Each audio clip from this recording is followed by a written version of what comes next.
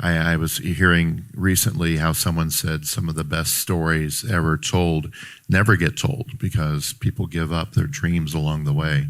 And so I think if you're out there and you're trying to find a way to make your dreams come true, the important thing is to be persistent and to not give up.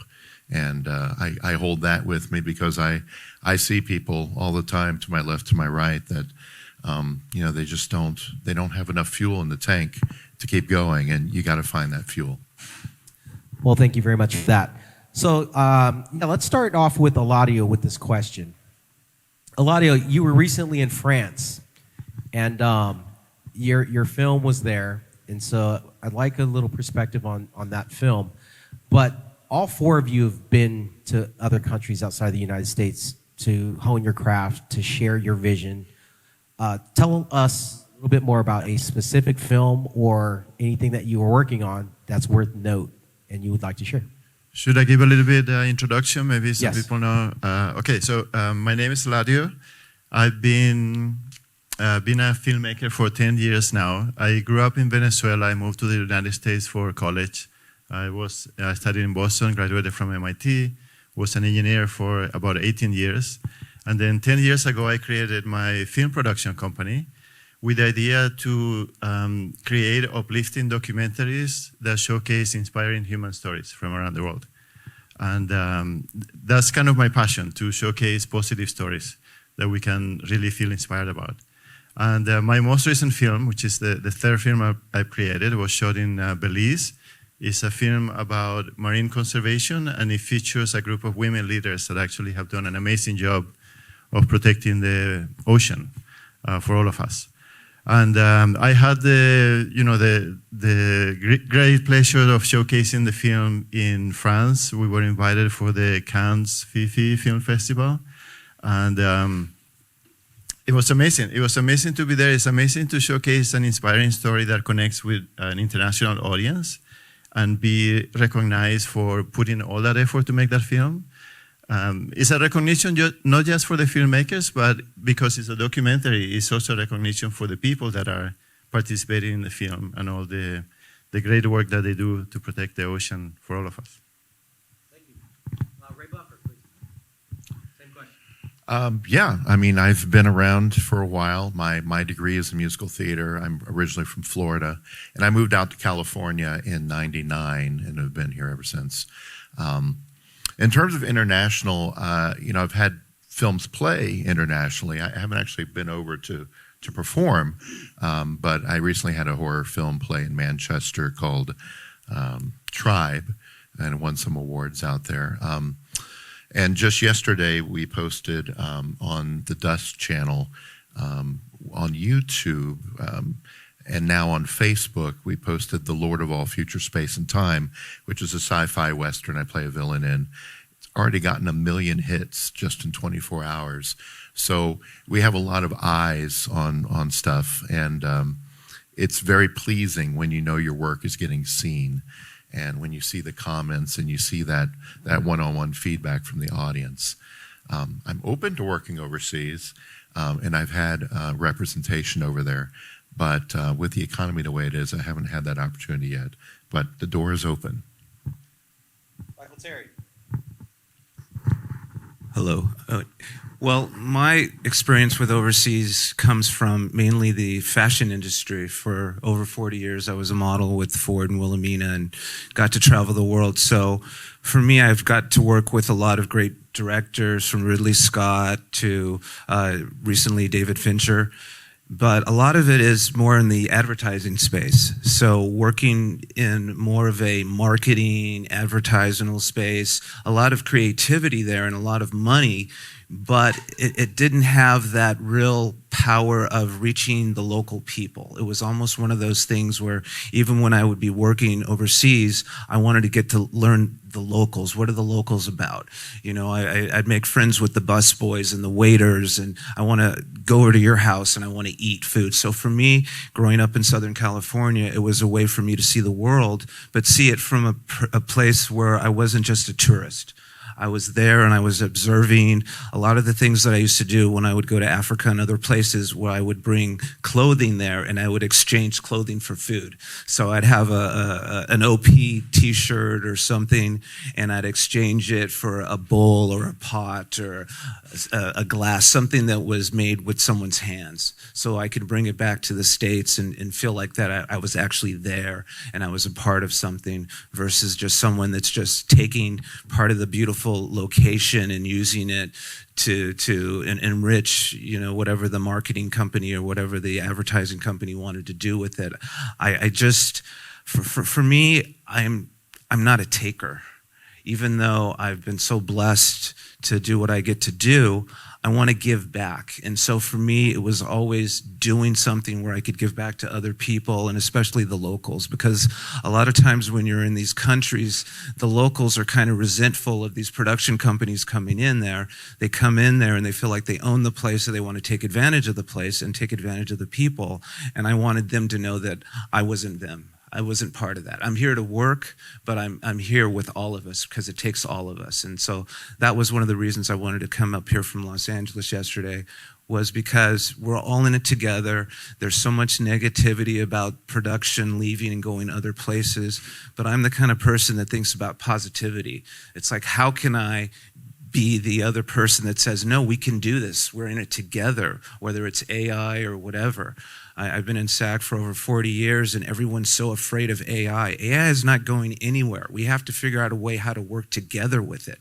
We saw the music business crumble because they couldn't work with streaming and everything. So we have to figure out a way to make it work. And there's so many streaming services and cables and all this. There's enough for everyone. So we just have to figure out how to work together. So to me, I'm about unity and working together with everyone. Thank you, Mark. So your international experience in film and... Well, my first international experience was in Canada. And I didn't think of it that way because as a comedian, early in my career, I opened for a lot of guys, and we'd go to Canada to work. There's a lot of work up there. And so the first time I worked in Canada as an actor, it felt like working at home because I'd been there so much. So here's the thing about the whole global idea of being an industry. When I was growing up, it wasn't like it is now. Now it's here. It's all right here. Everything that we do is here. You can do it from your phone. You can film, you can edit, you can do everything here.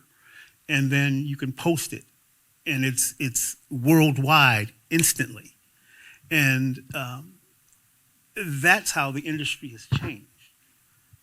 We are in an age where I remember when the internet first came out, they were calling it the information age. Remember that?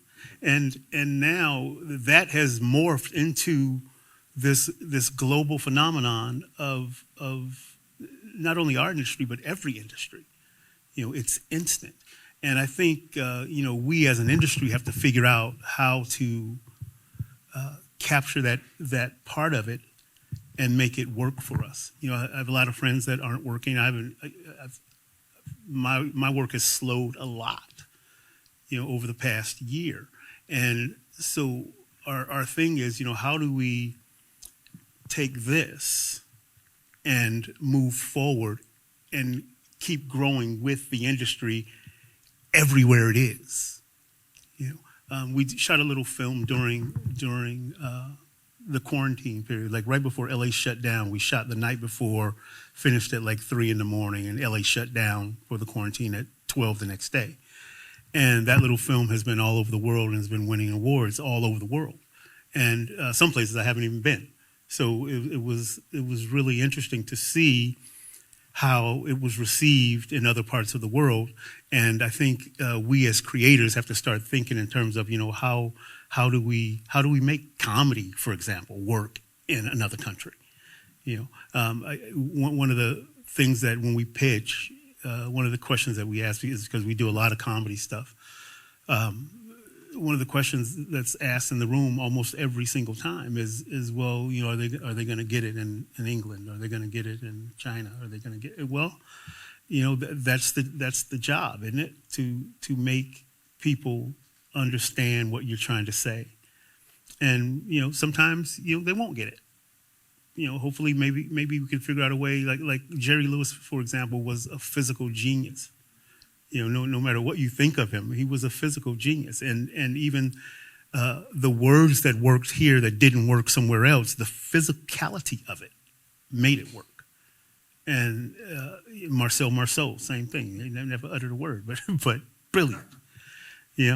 And I think we as creators have to figure out how to bridge that gap. How do we make what we do accessible globally? And I think that's a great segue. And you teed it up for me, and I didn't even have to prompt you on it. Brilliant. Because you were talking about the content of your phone.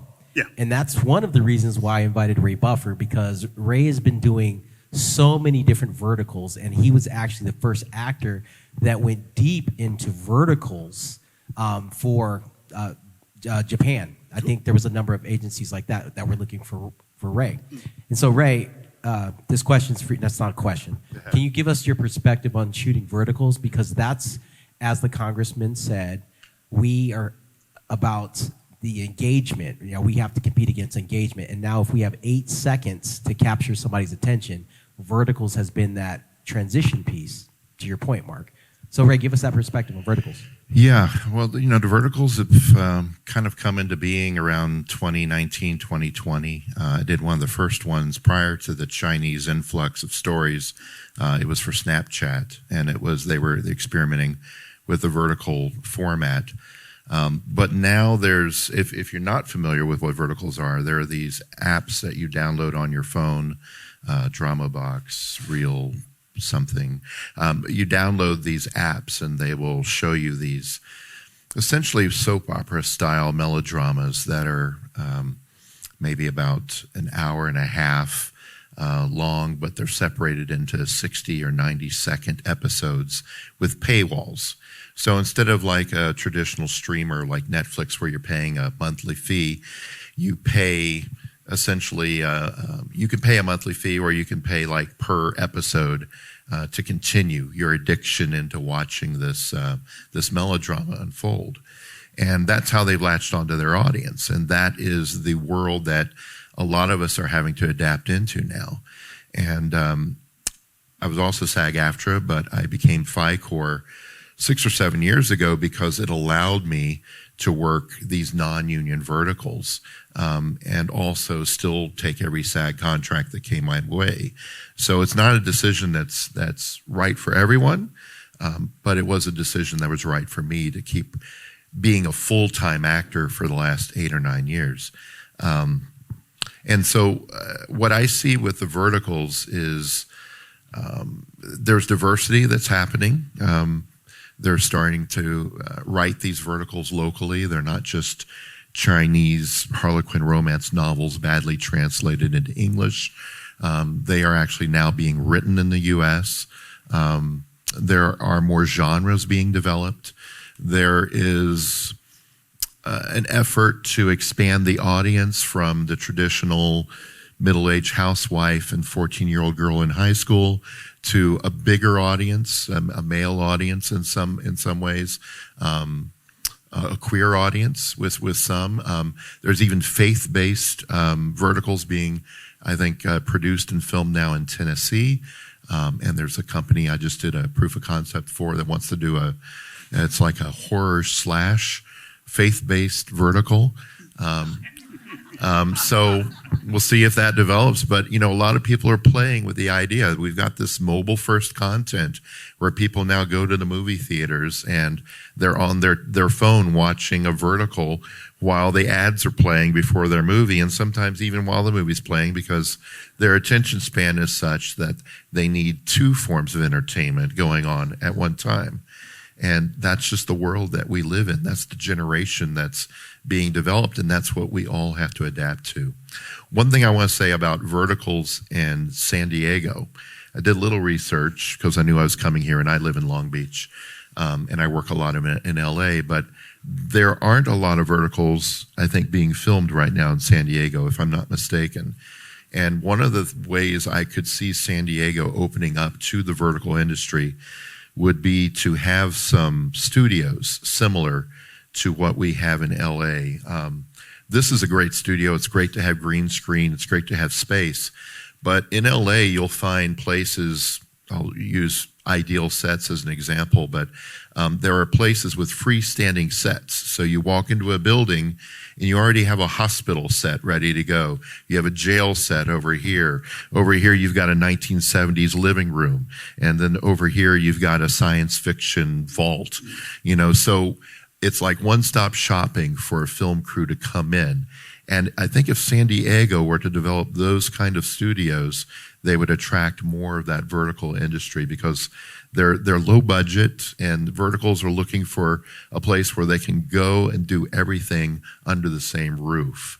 And if you find that way to do that, I think you'll attract the industry. And one way to do that is to find thrift store owners here locally who aren't getting a lot of sales that'll reformat their store so that they can have a 1970s living room, a 1950s living room, an 1800s living room ready to go under their roof. They're still selling their wooden chairs and their kitchen tables, but it's also available for film sets to use. So that's one thought I would throw out there to the community. Thank you, Ray Buffer, for that thought, because you set me up. Because Ray hasn't been to the third floor yet to see that we've converted the third floor for vertical shooting. Exactly what you just said. So I'm going to personally walk up there with you to show you the vision that we've created. Nice. Eladio, as a classical director doing documentary films and such internationally, how does the vertical format impact you? And do you have a plan for that?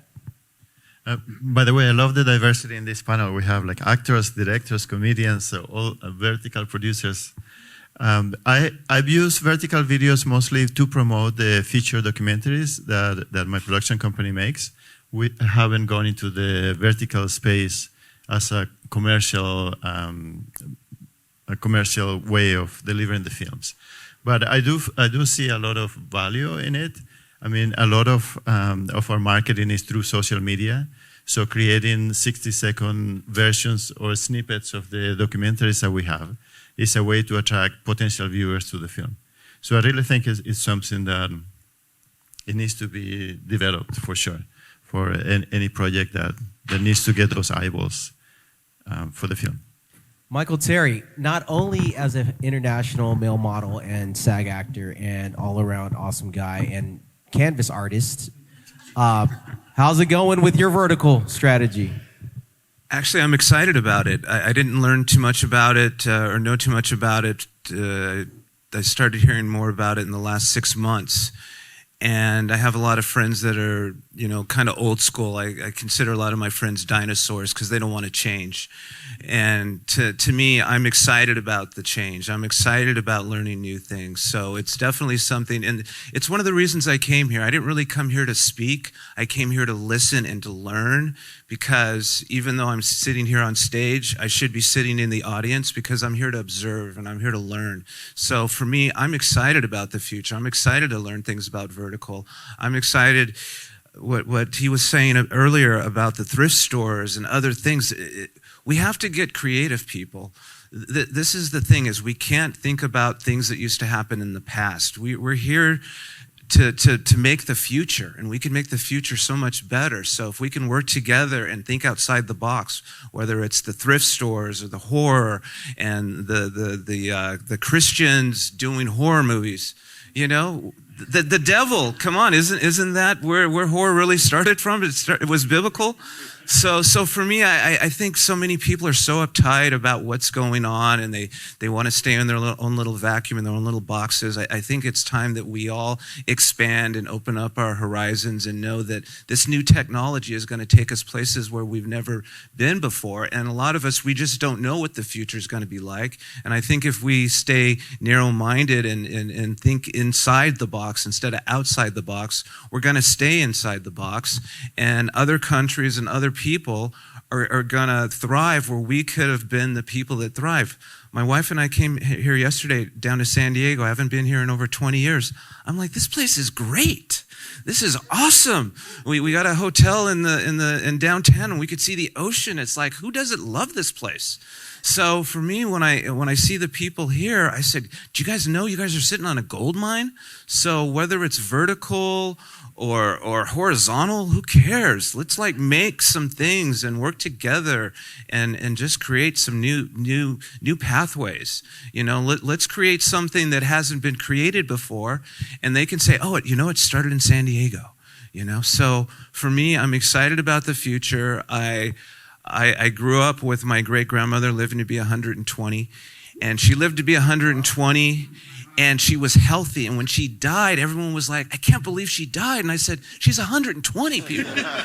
Come on, she's 120. She was ready. Let her go.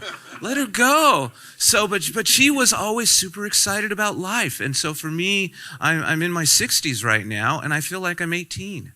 So for me, I just want everyone to have that optimism about the future and this new technology, whether it's verticals or whatever it is, but let's jump on the bandwagon. I'm here to jump on the bandwagon. I want to listen to these guys.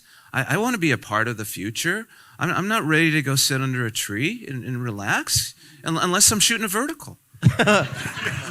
Mark, you opened up the vertical Pandora's box. Tell us about your perspective on that. Well, here in San Diego, there are some verticals that are happening. I work with, oh man, I can't even remember her name right now. Sorry. But that was the first one that I did here. And so I think San Diego is open to it. And, just like Leo and I had talked about when I first met Leo, about what we could do with this space when he acquired this space. And I said just that. We could, put in some sets that are already here, so that way it's a one-stop shop. And verticals in that way, the idea about thrift stores was fantastic. I was like, oh, I made mental note of that. That's a win-win. How many are just sitting there, right, with no customers, right? Right. And so I think we as the creative community, we have to just lean into whatever way the industry is going. If you notice in contracts with studios, there's language that talks about in perpetuity, basically in any form it comes out in, we own it, right? And so we have to be able to adapt and to be able to just lend our craft to whatever it becomes. It's evolving, and it's evolving right before our eyes, and it's evolving fast. AI, for example, is it's exciting. I rewrote my bio the other night. I was like, oh, well, I didn't rewrite it. ChatGPT rewrote it. I was like, wow, that was way better than what I could do. I just cleaned it up some afterwards. Can I chime in on about AI real quick? We have the AI question. Okay. But before we transition to that, can Michael Terry, you're going to take the lead on this first question, and then the AI question is actually 2 questions later, because we have plenty of time. Michael Terry, you are one of our panelists that's actually a canvas art painter. Can you give us a little story about you and the LA Lakers and how AI is impacting the art world? I got you, Ray Buffer. I'm just teeing it up. Well, I don't do any AI with my art, but I think a lot of people are afraid of AI, especially a lot of artists. For me, one of the reasons I started painting again was because I miss the old masters. I miss the old school way. I'm kind of one of those guys that my favorite store is thrift stores, is the 99-cent store. It's repurposing things. And so for me, it's exciting to take something and recycle it and turn it into something that's contemporary and something that can be used today. And so one day I was in my garage and I said to my wife, I said, honey, I'm going to become an artist. And she looked at me and she said, what? I've never even seen you draw a circle. So, a couple of months later, the Lakers are putting on a multi-million-dollar art exhibition for me. So to me, it's about being positive, and it's about not believing that other people think about what you're doing is but what you believe. The thing is with all of us, we just have to put something down. We have to start something and finish it. We don't know where it's going to land. We don't know where it's going to go, but that's what we have to do. And I think a lot of people are afraid of AI. And I think we should embrace AI because just like what you said about your resume, there's so many things that we can do. And I think it's one of those things where AI can stimulate things.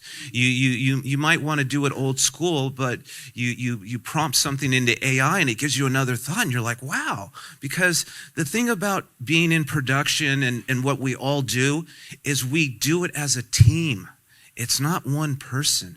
You know, whether it's the director, the producer, the guy that drives the motorhome, the location scout, whatever it is. And so for me, I think the AI is one of those things where it's going to give you more ideas. It's going to expand your horizons. And so I keep going back to the same thing about being, you know, narrow-minded and thinking so minor about things. And the thing is, when you open up your horizons, it opens up a whole new world about things you can't even think of. And that's what AI to me is about. You don't have to use it, but if it comes up with a great idea, why not?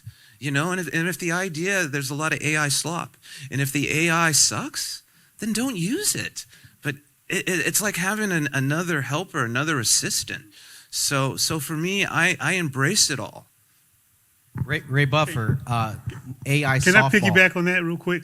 Yeah, I could. Yeah, let me give it to Ray, please. Go ahead. Go ahead, Ray. What did you have a question though? Or? No, you had an AI comment. Just real quick, I just wanted to say that I consider AI similar to how when synthesizers came out in the music industry, everyone was afraid that these keyboards, these synthesizers were going to replace orchestras and no one would employ a musician because they could emulate all these instruments on the synthesizer. And maybe for the first year while it was a novelty, people did replace instrumentalists and there was some growing pains. But now the synthesizer is just another instrument in the orchestra. And that's where I see AI. It's just going to be another tool.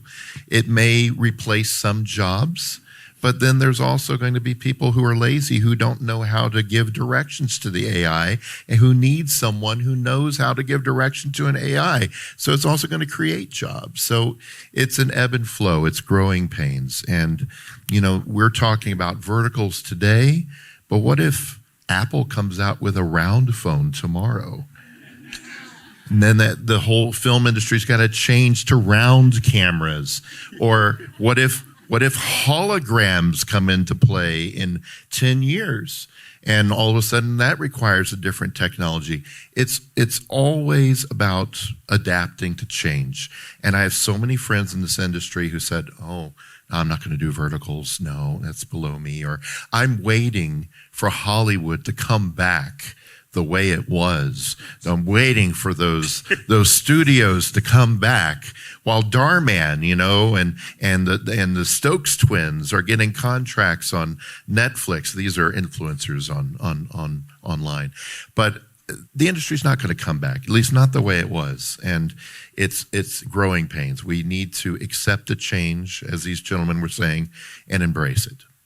Mark, that was a double AI softball for you.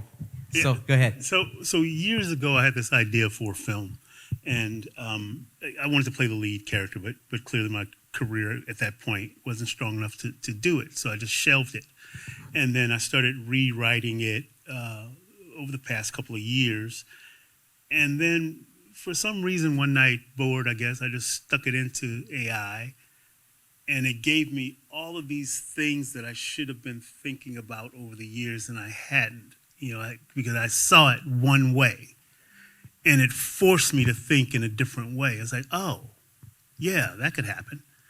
And then, so now it's at a place where it's a viable commercial product. I'm too old to play the lead character now, but but I'm sure I can find something for myself in there. There you go, Mark. Eladio, I do want to get you the AI questions. On the AI, yes. Yeah. I'm very much like Michael, very positive on AI. In my case, I create documentaries, and those are based on real people. And so I'm not concerned about AI stealing that idea. Like I'm talking to people that are, highlighting the life story, and I'm really appealing to the emotional aspect of humanity. So where AI helps really is in the production process for us.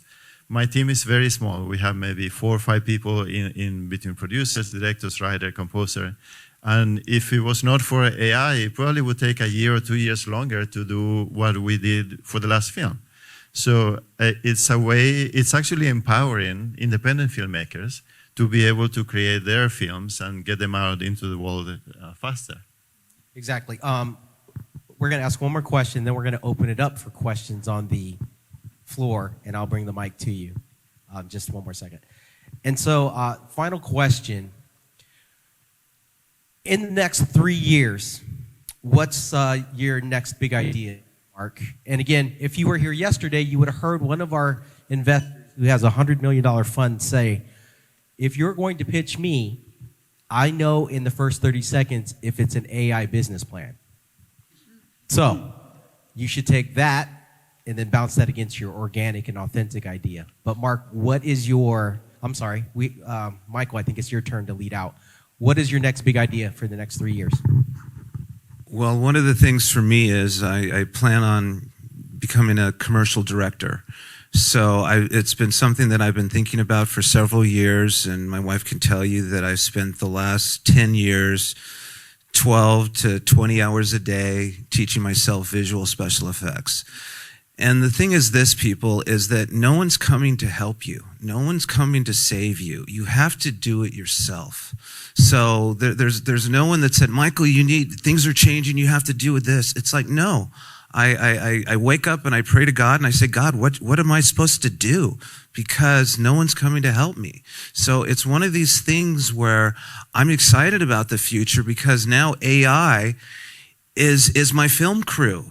It's my production. These two gentlemen were talking about things that they had been wanting to do in the past where they couldn't do it before, but now AI is not just science fiction stuff, people. AI can replace a background. It can put a cup on a table. It can fix your hair. It could do whatever. But the thing is that it could do things that previously we would need a large team. There's so many jobs that I've had over the years where every time as a talent, as a model, or doing a commercial, there's 100 people sitting around. And it's great because they're all getting paid union wages, and that's wonderful, but they're not necessary. They're not necessary. And I think for me right now, it's one of these things where as an individual, I can have that group of people. They're invisible, but it's AI. It's inside the computer. So I can have all these professionals that are actually really professional, but they're in my fingertips. You know, they're in your phone. You know, they're in ChatGPT. And it's one of those things where my wife and I joke around all the time about we're watching some of these period pieces or these people in medieval times. It's like, man, I wouldn't want to be living back then with Lord of the Rings. I mean, there's the wheel, people. Come on, it's not a horse and buggy. You know, we drive cars that can talk to us and drive themselves. And I think the same thing is with the movie business and the film business, whether it's verticals or whatever it is. And so for me, every day I get excited when I wake up because I don't know what the future is. And the thing is not about the future it's the future is here today. And these things are here today. And so it's one of those things where in the past I would always think about, man, I wish I could do this, but I don't have that. I don't have that. I don't have the money. I don't have the resources. I don't have the location. Now with AI, you can create the location. You can create those things. So there are no limitations. And I think for most filmmakers, you've always thought about, man, there's all these limitations. Man, if I had this or if I had that money, I could do this and I can rent that. It's not necessary now, folks. It's about us figuring out the prompts and figuring out the different platforms for the different AI things to use. And we can create these so we can make our dreams happen where before we couldn't. So I'm so excited about you having this old screenplay and you can bring it out and now you can do something with it where before you're like, oh man, I wish I could, but I can't do it. But now you can, and then you can make other things on top of it. And for me, growing up in the Hollywood area, it's one of those things where when you know this person, he says, okay, you were successful here, so I'm going to give you the opportunity to do this and to do that. So to me, it's almost like that snowball effect where you're just going to be able to create and create and create. And so when you're 120, I can go, wow. Look at him. I remember years earlier when the first iterations of AI, so I don't know. I'm just excited, and I don't know what the future holds, but I know I'm going to be a part of it. Eladio, what's your next 3-year plan? For the future, I want to leverage a concept that you mentioned earlier today, probably yesterday too, the ROE, return on emotions. Yes. And it is very well aligned with documentaries because we are trying to send a message to an audience, and in this case, it's an inspiring, positive message. And for me, leveraging ROE means partnering with organizations that are aligned with the message of the film.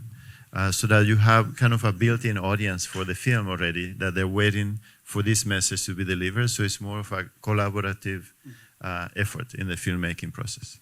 Thank you. Mark, what's your big idea for the next 3 years? Well, I've on some stuff with Leo and you guys, and I think one of the things that's sort of at the top of my list, outside of, we got a big fight coming up in, what is it, October? October 16th. October 16th. International War Games. International War Games. So that will give us funding to do other stuff. But one of my writing partners, Rusty Cundiff, and I have been pitching a show, and everybody loves it. And the biggest thing is to get somebody to pull the trigger. It's like okay, we love it, but it's not quite right for us right now. Like we were working with Eric Tannenbaum on developing it several years ago. And now his company is no longer at Lionsgate, he's at Fox, and it doesn't work at Fox. So he was like, well, I still love it, but you guys just go and get it done.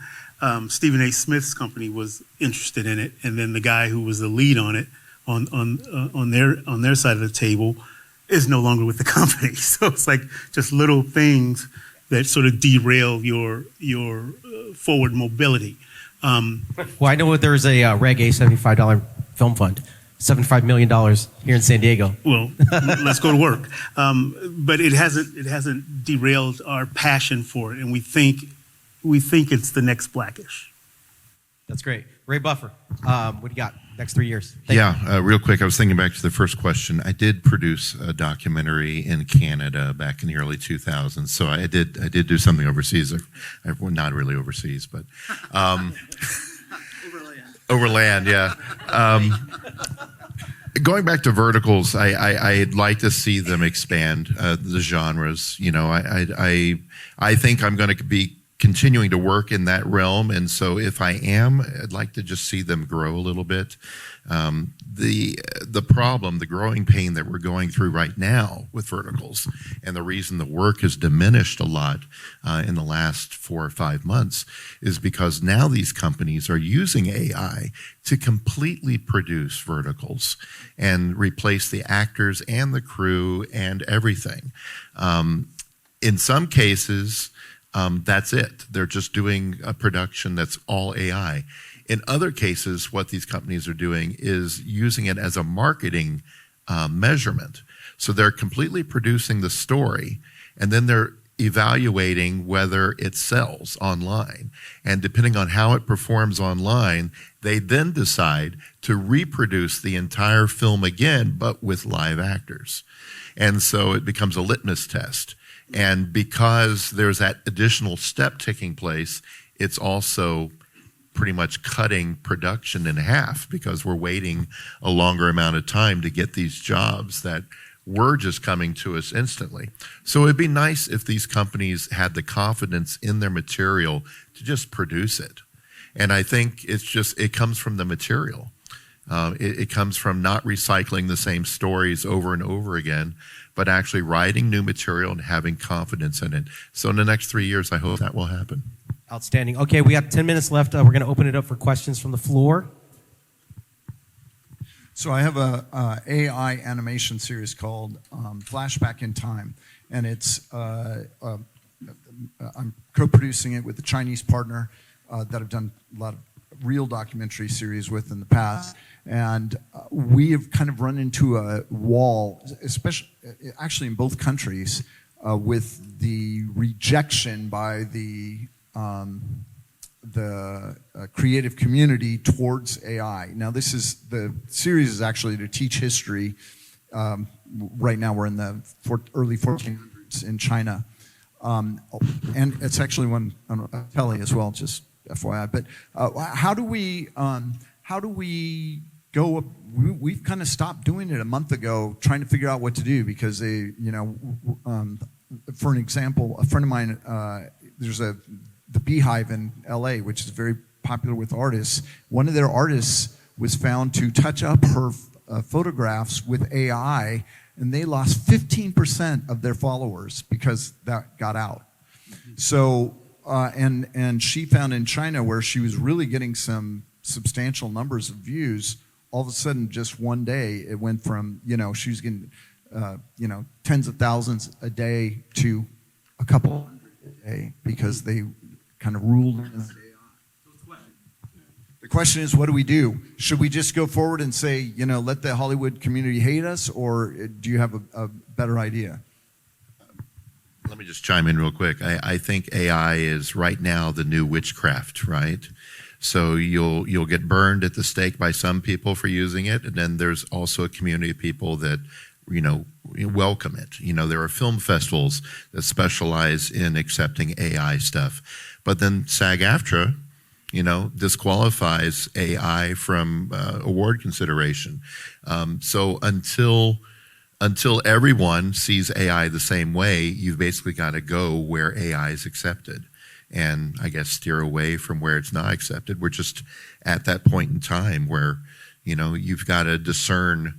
Will my work be accepted if I use AI in this realm, or do I decide not to use AI because I want to be in this realm? Sorry if that doesn't help, but that's my thought. I would say let the audience be the judge. I mean, if you're and I've seen a snippet of your videos, which I think is really high production quality. But if the audience really likes what you're doing with AI, I think that's the ultimate judge, right? Yeah. Your perspective on it? Anyone else? I was basically going to just piggyback on what he said, was that as a comedian, I don't really write for the audience. I write my experiences, and I put it out there. Some people are going to love it, some people are going to hate it. So that's what you got to do, just put it out there. And also, I think a lot of people are so concerned with followers. The thing is, would you want to have 1 million followers or 1 follower and it's Oprah? So the thing is, it's about quality over quantity. And so for me, I'm an old guy. I don't shake my butt. I don't have 1 million followers. But I know. And the thing is, I got a handful of followers, but they're quality followers. So for me, every day I wake up and I go, you know what? I'm on the NBA's website. The NBA has me on their website. I can't play basketball. And so the thing is, everyone's thinking about followers. Think about being a leader. Forget about the followers. You don't need to have 1 million followers. What you need to have is one person that believes in you, and that one person should be you. So forget about everyone else. So for me, if you know what quality is, you can't wait for these other people to say, is it good? Is it good? I mean, that's the thing about being an artist. The artist, it's about the artist saying, you know what, I believe in what I'm doing. And then, people will come around, or if they don't come around, the right person will come around, and they might be on the other side of the world. but they're going to come around because you believe in it and you're true to yourself. So just be true to yourself. Forget about the followers. I hear so many people talk about, I got this many followers. It's like, you got that many followers, but you can't pay your rent, you know? So forget about the followers, you know? So think about just doing quality work, and more than anything, being nice to people. When you're nice to people, things happen. So just be a good human being, be nice to people. Someone says something negative about your work, say, okay, thank you. And you know what? There might be some validity to it. And just move on. My grandmother has this old saying, just keep stepping. So just keep stepping. Forget about the followers. I think this whole follower social media culture is going to expire one day, and everyone's going to go, but I had 1 million followers. Who cares? So that's a great way to close it out. So here's what I'd like for you guys to do. When I say you guys, I mean the audience. If you weren't here yesterday, shame on you, but we're going to spoil it. So I want you to point at the panel from where you're sitting. Everybody, point at the panel. And then I want you to point that finger back at you. Who's the most important person in the room today? Exactly. And that's what he just said. So let's give a round of applause to our panelists here. Thank you very much.